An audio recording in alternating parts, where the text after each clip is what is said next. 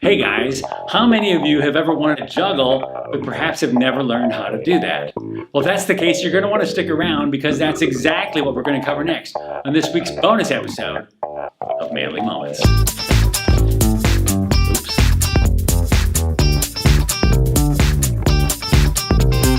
Oops. Well, if I'm honest, juggling is something I learned how to do when I was younger. It came primarily as a result of spending a lot of time on the bench when I played baseball in high school.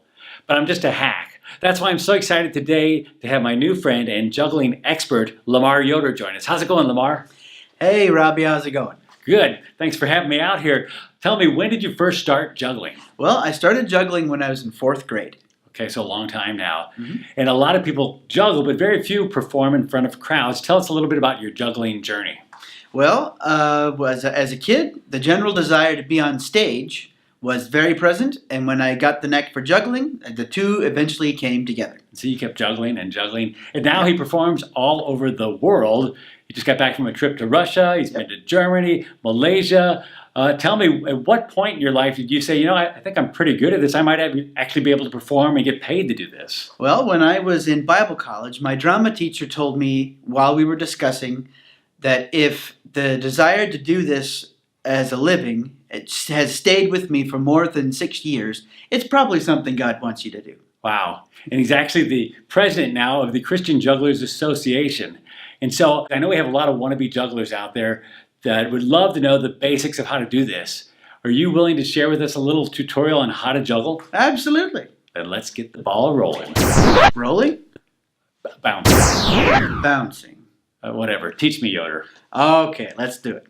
Okay, first, before you do any juggling, correct body position is elbows at your sides, hands pointed in, and feet shoulder width apart. So it's very important in juggling that you understand that your elbows are the pivot, not the shoulder. This is juggling like a monkey, and this makes it hard, wears out your muscles, and makes it very frustrating. Once you have the correct body position, it's practicing with one ball. From left to right to left, elbows at my sides, and hands pointed in. That's step number 1. Once you've completed step number 1 without running around like a chicken with your head cut off, you may go on to step number 2. But most important, do not do this. This will keep you from learning how to juggle 3 balls the right way. The correct exercise for 2 balls is you're going to make 2 throws with 1 throw with each hand, right, left, catch, catch, and left, right, catch, catch. Now the next step, once you can get the 2 throws with just the 2 balls, you're going to hold a 3rd ball and do the same step again, always starting with the hand that has 2. So you do right, left, catch, catch, and then put 2 in this hand, left, right, catch, catch. But now you're going to make a 3rd throw.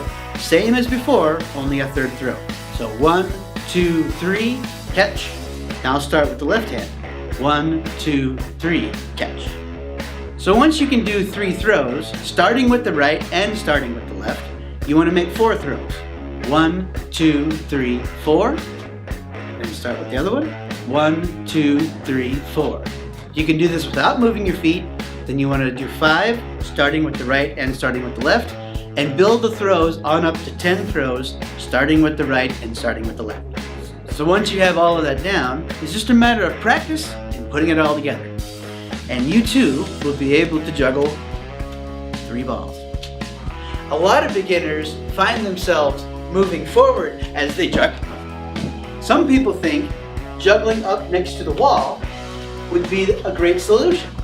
But there's a much better solution. Where are your fingers pointed when you let go of the ball? If you have them pointed forward when you let go, they will go forward.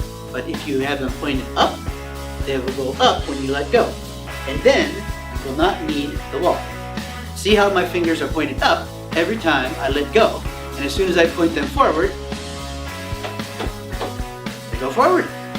Another important tip is when you're first learning to go through the extra frustration of learning to throw the balls higher and be able to then bring it down lower, rather than learning lower first and then try to go higher.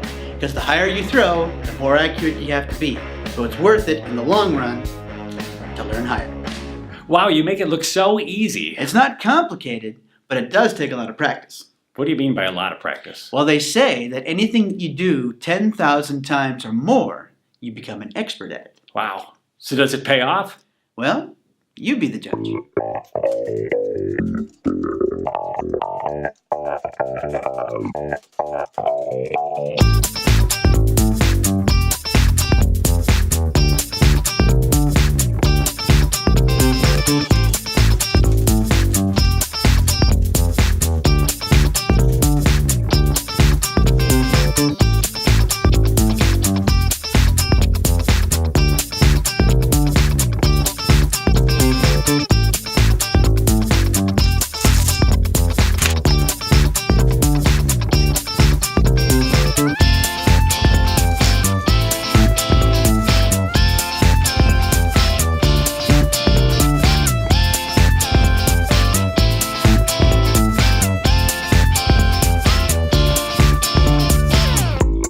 Wow, that was amazing. Ironically, that's the exact same thing I was just about to do. Oh, great. Go for it. I would, but we're almost out of time here. Oh, brother. Hey, if you liked what you just saw today, or you want more information about LaMar, you can check out his website from the link listed in the description below. And while you're at it, go ahead and subscribe to this channel so you don't miss a single episode of Manly Moments.